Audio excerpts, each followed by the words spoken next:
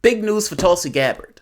This video has to be relatively quick, but I wanted to give a shout out and congratulations to one Tulsi Gabbard. Take a look at this. Monmouth has come out with a poll, and there are problems with this poll. Don't misunderstand me.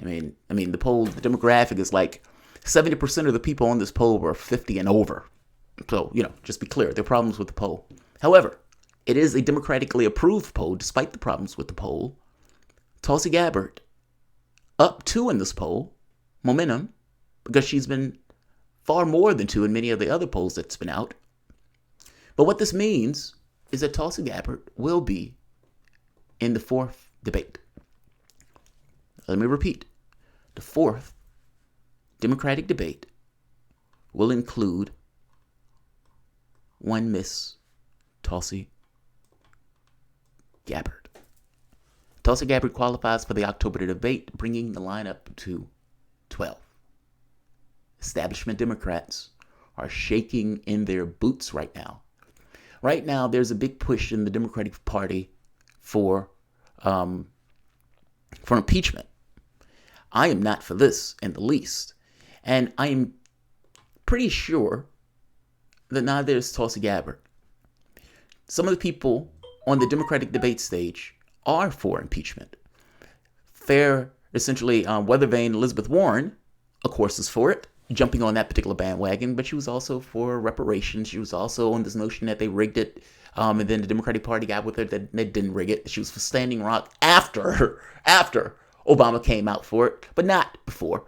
So that doesn't really say much that Elizabeth Warren is pushing impeachment, only to say that she is a front runner in this race. And as a front runner in this race, pushing for impeachment, she will be on stage with one Miss Tulsi Gabbard, who has not minced words when she's been necessarily against something, both of which will be on the Democratic debate stage.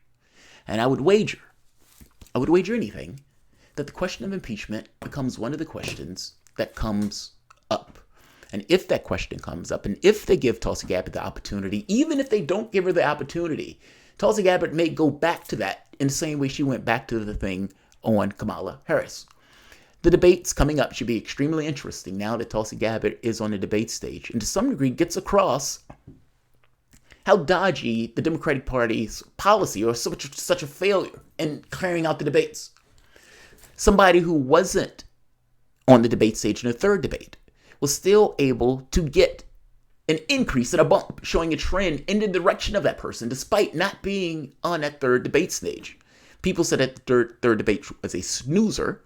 I agree with those people in varying degrees. To some degree, I thought the Medicare for All debate was really interesting, but they ignored Sanders in most of that debate. And again, most of that was a snoozer.